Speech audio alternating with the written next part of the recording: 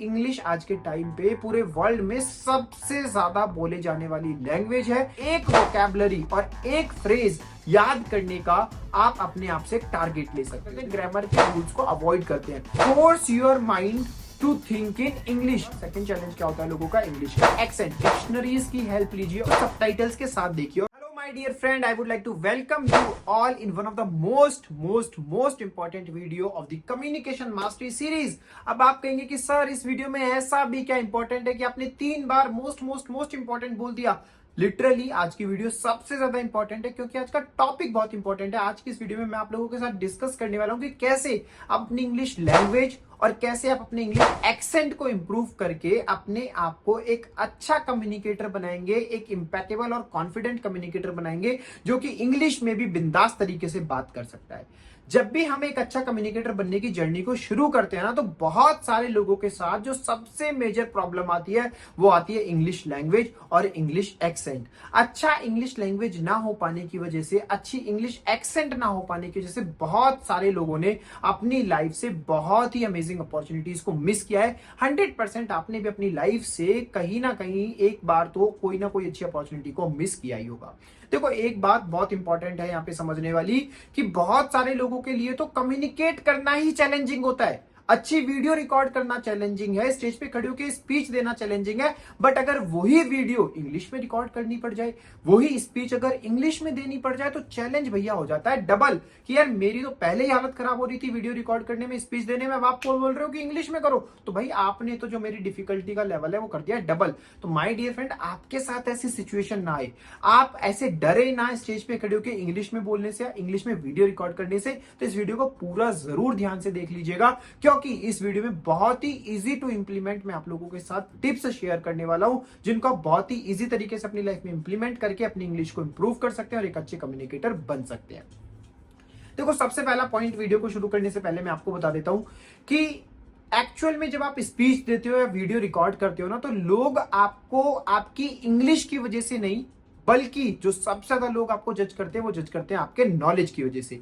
तो इंग्लिश से ज्यादा इंपॉर्टेंट जो है वो है आपकी नॉलेज। अगर नॉलेज ही नहीं है, एक्सप्रेस करने के लिए कोई पॉइंट ही नहीं है, तो लोग आपको सबसे ज्यादा जज करने वाले हैं और दोबारा आपकी स्पीच को कभी भी नहीं सुनने वाले हैं। बट अगर इंग्लिश टूटी फूटी है, इंग्लिश थोड़ी बेकार है, बट नॉलेज में दम है, नॉलेज में पावर है, तो लोग आपको 100% दोबारा भी सुनने के लिए आएंगे, आपकी वीडियो को भी दोबारा देखने के लिए आएंगे। अब इसका क्या मतलब है कि भाई हम अपनी इंग्लिश पे वर्क करना छोड़ दें और अपनी नॉलेज को इंप्रूव करें? नहीं, मैं आपसे ऐसा नहीं बोल रहा हूं। मैं आपको सिर्फ इतना समझाने की कोशिश कर रहा हूं कि नॉलेज ज्यादा इंपॉर्टेंट है, बट साथ ही साथ इंग्लिश भी बहुत ज्यादा इंपॉर्टेंट है। मैं आपके साथ एक फैक्ट शेयर करता हूं।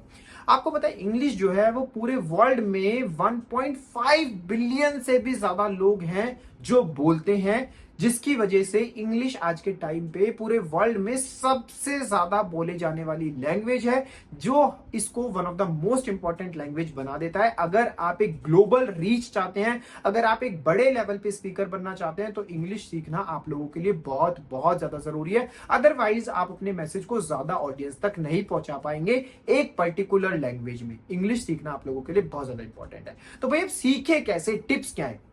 देखो, सबसे पहली जो टिप है ना इंग्लिश को इंप्रूव करने के लिए, वो है इमेंस योरसेल्फ।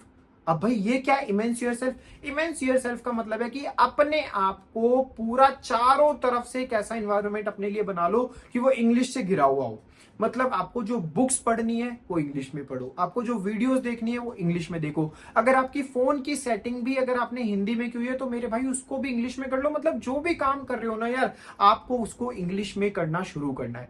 जब आप बुक्स पढ़ोगे ना इंग्लिश में, तो आपको समझ आएगा कि सेंटेंस किस तरीके से बनता है, आपको समझ आएगा ग्रामर किस तरीके से होती है, आपको समझ आएगा वोकैबुलरी क्या होती है। कुछ जब आप बुक पढ़ोगे तो बहुत सारे वर्ड्स ऐसे भी होंगे जिनका मतलब आपको नहीं पता होगा, तो उसको सीरियसली लो, उसको समझो, उसके मीनिंग को समझो। धीरे धीरे आपकी बुक से क्रिएटिविटी बढ़ेगी और आपकी इंग्लिश इंप्रूव होना शुरू हो जाएगी।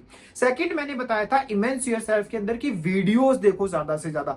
जब आप वीडियोस देखोगे ना लोगों की जो इंग्लिश में बात कर रहे हैं, इंग्लिश में बोल रहे हैं, तो उससे आपको समझ आएगा कि किसी वर्ड को कैसे बोला जाता है, प्रोनाउंसिएशन कैसे होती है, लोग कैसे अपने पॉइंट्स को इंग्लिश में एक्सप्रेस कर रहे हैं। तो ये सारी चीजें आपको वीडियो से सीखने को मिलेगी। सो माय डियर फ्रेंड, आपको बहुत ज्यादा बुक्स पढ़नी चाहिए, आपको बहुत ज्यादा वीडियोस देखनी चाहिए अगर आप अपनी इंग्लिश को इंप्रूव करना चाहते हो तो।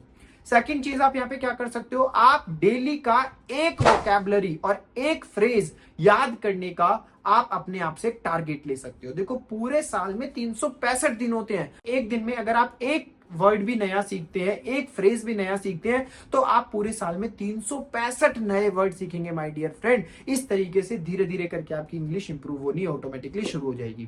थर्ड इंपॉर्टेंट पॉइंट क्या है कि जब भी आप इंग्लिश सीखने की कोशिश कर रहे हैं, शुरू कर रहे हैं ना, तो हम में से बहुत सारे लोग क्या करते हैं, ग्रामर के रूल्स को अवॉइड करते हैं, बिल्कुल भी टेंसेस को समझने की कोशिश नहीं करते हैं और ग्रामर की पूरी धज्जियां उड़ा देते हैं, जिसकी वजह से हमारा इंग्लिश का कॉन्फिडेंस ऑटोमेटिकली डाउन हो जाता है, क्योंकि हम गलत ग्रामर यूज करते हैं। और सामने से जब हमें 2-3 बार कोई टोक देता है कि यार यहाँ पे ये नहीं ये आएगा, यहाँ पे ये नहीं ये आएगा, यहाँ पे ऐसे नहीं ऐसे बोलना था, तो कॉन्फिडेंस हमारा डाउन हो जाता है। और ऐसा क्यों होता है, हमारी गलती की वजह से हुआ है, क्योंकि हमने ग्रामर को कभी सीरियसली लिया ही नहीं। मैं ये नहीं कह रहा हूं कि आपको ग्रामर के सारे रूल सीखने और ग्रामर का बादशाह बनना है, ऐसा नहीं है, बट हाँ बेसिक ग्रामर तो हमें पता होनी चाहिए कि भाई इज एम आर कहाँ यूज होता है, वर्ब की फर्स्ट फॉर्म कहाँ यूज होती है, सेकंड फॉर्म कहाँ यूज होती है, तो इतना भी हमें बेसिकली पता होना चाहिए। अगर आप चाहते हो कि इस पे आप डेडिकेटेडली टाइम ना दो, तो माय डियर फ्रेंड ये भी आपकी इंप्रूव हो जाएगी with the help of books और with the help of the videos, ये भी आपकी ऑटोमेटिकली धीरे धीरे ग्रामर भी इंप्रूव हो जाएगी। नेक्स्ट पॉइंट आप क्या कर सकते हो, force your mind to think in English. देखो हमारे माइंड में ना पूरे दिन में बहुत सारे थॉट्स आते हैं, बहुत सारी चीजों को लेके थॉट्स आते हैं, तो जब आप अपने माइंड को बार बार फोर्स करोगे ना कि कोई भी थॉट आ रहा है उसको इंग्लिश में सोचने की कोशिश करो, तो ऐसा करने से ऑटोमेटिकली आपकी ग्रामर, आपकी वोकैबुलरी, आपका सेंटेंस स्ट्रक्चर बढ़ता चला जाएगा और ऑटोमेटिकली आपकी इंग्लिश भी इंप्रूव होती चली जाएगी। नेक्स्ट पॉइंट क्या कर सकते हो, प्रैक्टिस। जितना ज्यादा प्रैक्टिस करोगे ना अपने दोस्तों के साथ में, अपनी वीडियोस को जितना ज्यादा रिकॉर्ड करोगे इंग्लिश के अंदर, तो ऑटोमेटिकली वहां से भी आपको हेल्प मिलेगी अपनी इंग्लिश को इंप्रूव करने की। नेक्स्ट आप क्या कर सकते हो, take feedback from your friends, from your parents.